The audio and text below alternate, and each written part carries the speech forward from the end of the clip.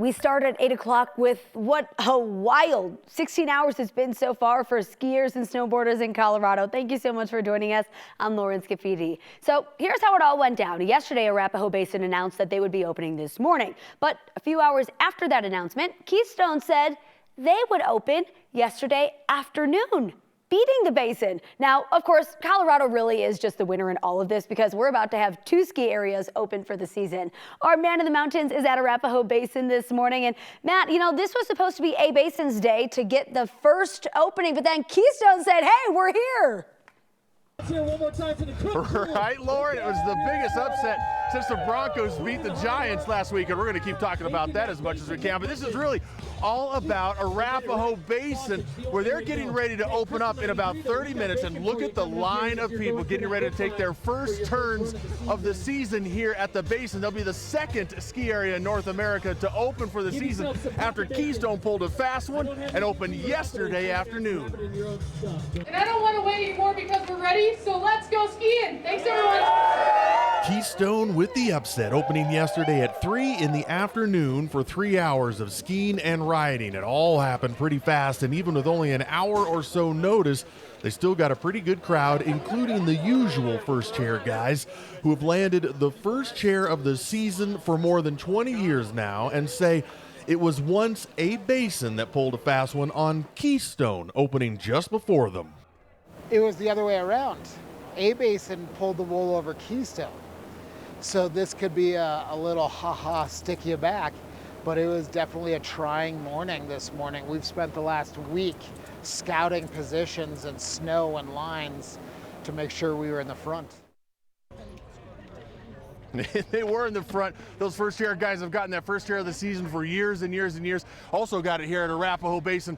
They camp out all the time. It's going to be an exciting time. Arapahoe Basin opening at 8:30 this morning. It's only about a half hour away. They'll have mid-mountain to base area skiing, while down at Keystone, it's top of the mountain to mid-mountain, so you have to download to get to the base area over there. Either way, great time in Colorado. Look at this, breakfast sandwiches in the lift line.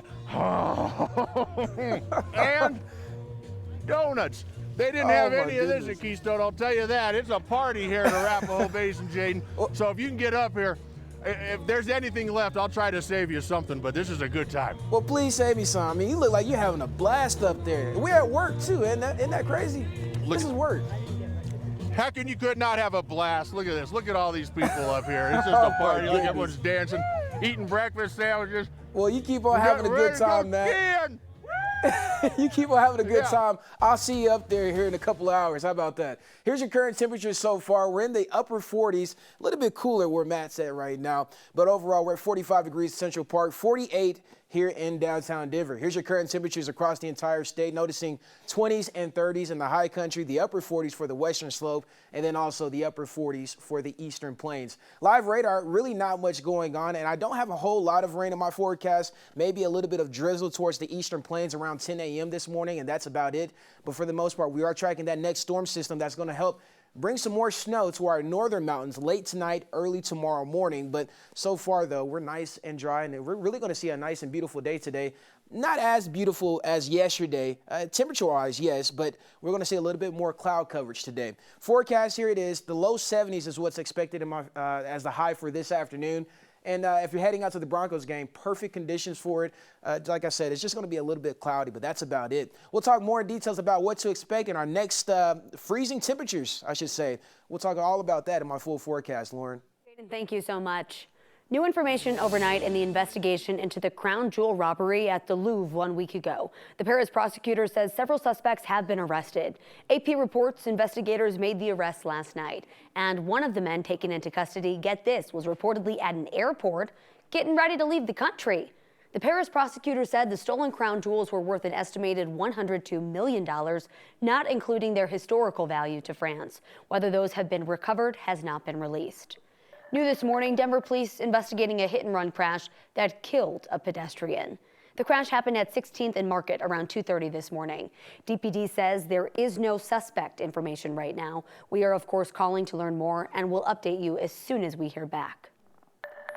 The largest LGBTQ community center in our region has its windows boarded up this morning after someone threw a rock into the entrance of the center on Colfax. Denver police are investigating, and the center on Colfax says they have security footage of the vandalism.